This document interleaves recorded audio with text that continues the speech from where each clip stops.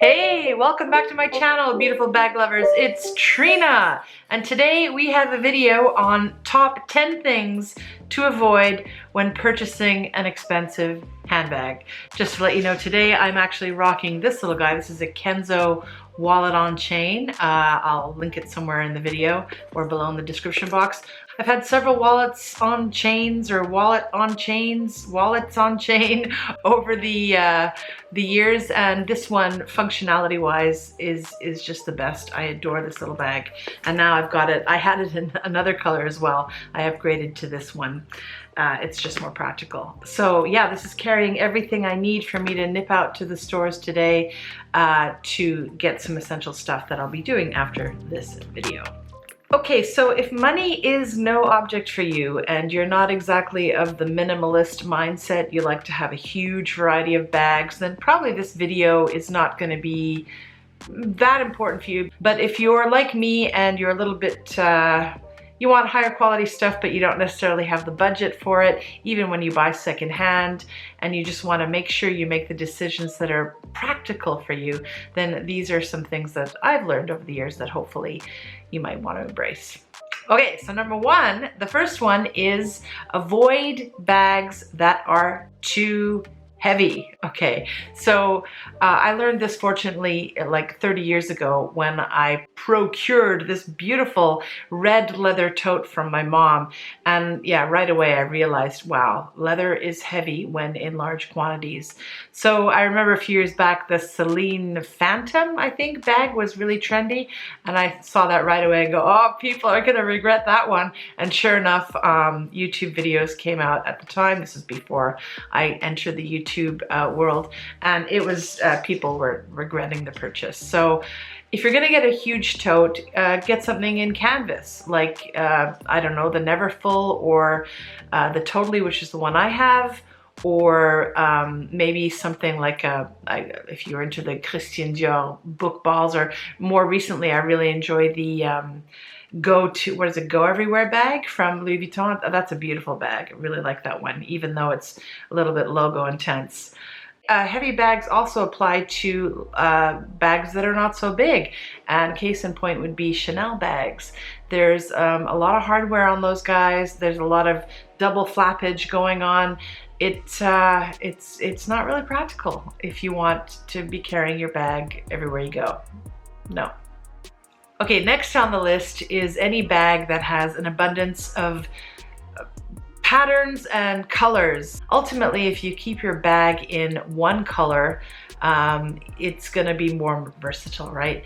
So you can play around with textures and maybe the hardware, but I try to avoid to have printed bags, and that's more, maybe that's just me, but like I like to play around in my tops. So I'll have colorful tops with prints, and then when it comes to shoes, bags, belts, which I don't really wear, I'll just keep them standard mono black. Actually, there is a lot of black, but mono colors. Much as I adore the current Gucci style with Alexandra, I think the designer's name is, really gaudy. I love that stuff, but first of all, it's not really my style, and second of all, it wouldn't go with much. And unless you're a person that really likes to clash all their stuff, and I do know people who can get away with that, but unfortunately I'm not one of them, and I think most of us aren't. I think it takes a certain kind of fashion finesse, and it's easy to fail. Okay, so third on my list are bags that can only be worn one way, unless that one way is a style that you're probably going to be using 50% or more of the time anyway. That's okay. So for example, the Speedy, that was a bag that's obviously can only hand hold it unless you have the bandolier version. But if you're gonna be carrying your bag a lot that way and you like that way, then sure, why not, right? But when I go for shoulder bags, for example, I like to be able to shorten the strap, and more importantly, I like to be able to wear it crossbody. Interestingly, if I were to buy a Speedy new, I'd probably go for the bandolier for this reason. There's more practicality there, but there's something that you lack when you get that. You take away from the classic style that is the Speedy with no strappy things going on. So for me, I'm happy I have just the Speedy because obviously it's a lot cheaper, and I actually do wear it a lot that way without the strap. I think you lose some of the aesthetic when you're wearing it as well. It doesn't look as nice as when you hold it by your hands. Okay, number 4 on my list is trend or fad bags. So for me, a fad is something that lasts a few months, and a trend is maybe something that lasts just a few years. You're dropping a lot of money on an expensive handbag, unless you have a lot of money, again, and if you're listening to this, you're not that person like me, you want a bag that's gonna last more than just a couple of years. So, I mean, that's what you pay for with the expensive price, right? The good quality, the durability. So you'll want also a style that's gonna go last more than just a couple of years. And sometimes that's difficult to determine. What is a style that's going to stick around? So I guess if it's a current modern style, you just have to follow the trends and see what's going on. But I've always deferred to the classic style. So like the Alma, the Speedy, a classic tote, this kind of thing. Nothing that's too gaudy. But at the end of the day, guys, this is just to tell you right up front, this is, if you like what you like, and if you don't care about fashion, then just get what you like, right? But for me personally, if I'm dropping a lot of coin on a bag, I want it to be a bag that is gonna look nice over time, regardless of the fashion fads, right? Okay, next on my list of bags to avoid are bags that are not durable. Now, just because a bag is from a fancy, pantsy, high-end designer brand and it's expensive, doesn't mean it's gonna be durable. Likewise, you can get more contemporary brand bags that are built to last. So you do have to be careful in that realm. Now, if durability for money is important for you, and for example, you're shopping at Chanel, yeah, lambskin is more luxurious, it's true, but your caviar leather is gonna last a while longer, isn't it? And I would take leather over suede. I would avoid metal hardware coating on chains and things that chips potentially. I'd look for feet on the bottom of your bigger bag so you can protect the surface. I'd avoid light colors that tend to soil more easily or potentially transfer color from other things like your jeans. And in general, I'd stay away from materials that can't take a little bit of rain or snow. And importantly, you really want to look at the stitching. Is the stitching in the right place? Is it even? Is it strong? And on the corners of your bags, if you have pointy edges on the corners of any bags, you're going to see some scuffing and wear and tear there, even if it is a very good quality leather. I mentioned caviar leather earlier, and also I could bring up more durable hard leathers like Saffiano. I think that's the Prada name for it, or Epi leather from Vuitton. They're kind of like coated leathers that are treated, and they're very stiff, and they do tend to last longer. But you know, that might not be what you're looking for, but it's certainly something that I consider when I'm dropping a lot of money. 6th on my list of handbags to avoid is the micro bag. Stupid, stupid, stupid, stupid. They don't fit anything in them that it's just useless. Come on, guys, it's useless. I know it's trendy, but I've just spoken about trends and how you should avoid them.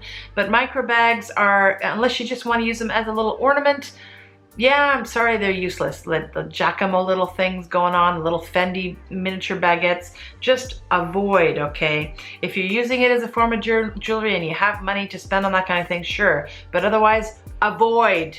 Okay, so now we move on to our last 4 points, and I think these are more important than the other ones I've just mentioned, because the other ones are kind of atarimae, which is Japanese for it's a given, of course. Naturally, you didn't have to watch this video to figure it out. I think everyone's going to be different in their assessment of this area. Number 7 is going to be the one-time occasion bag. And I think what a lot of people do, and I've been guilty of this, is investing a lot of money in that nice outfit, those nice shoes, that nice bag for a special event.